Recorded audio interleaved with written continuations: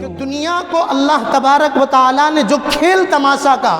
اور قرآن یہ پکار پکار کے کہہ رہا ہے کہ اے مسلمان، دنیا کی زندگی اصل اور حقیقی زندگی نہیں ہے، یہ دنیا صرف کھیل تماشا ہے، جس کی مثال اللہ کا وہ تصرف والی زندگی، اللہ کا وہ قبضہ قدرت کہ اللہ تبارک و تعالیٰ جب چاہے جس کو چاہے موت کی زندگی سلا سکتے ہیں۔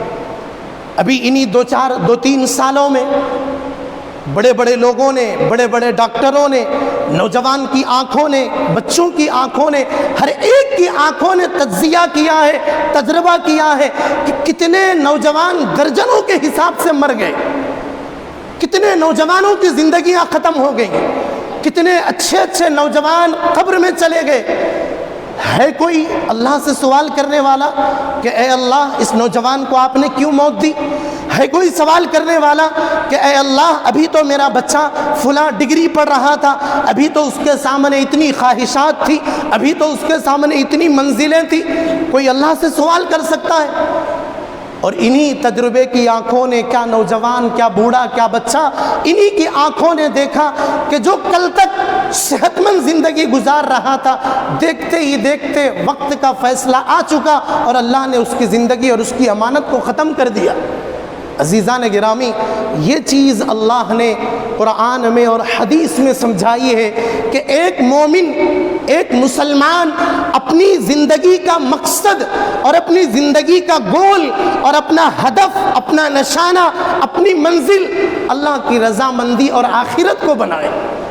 جب اس سے نظر پھرے گی،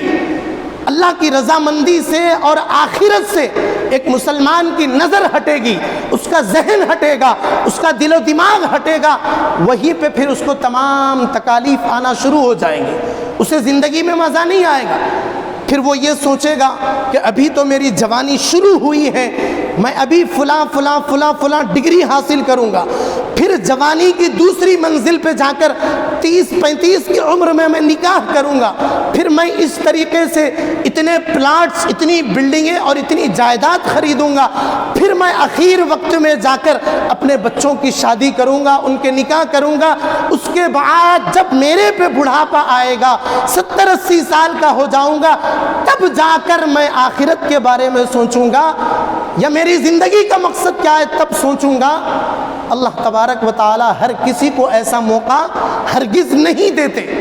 اسی لیے زندگی کے آپ کسی بھی موڑ پہ ہو، زندگی کے آپ کسی بھی مرحلے پہ گزر رہے ہو، چاہے آپ جوان ہو، چاہے آپ ادھیڑ عمر کی زندگی میں ہو، چاہے آپ بوڑھے ہو چکے ہو، سب کے لیے اللہ نے یہ کھلا ہوا سبق رکھا ہے کہ اے مومن، اے مسلمان، تو اتنا بیکار نہیں ہے کہ تیری نظر، تیرا مقصد زندگی اللہ کی رضامندی اور آخرت سے ہٹ جائے۔ یہ ایک مسلمان کا مشن، یہ ایک مسلمان کا مقصد اور ایک اس کی منزل ہرگز نہیں ہو سکتی کہ وہ اللہ کی رضامندی اور آخرت کو چھوڑ کر زندگی گزارے۔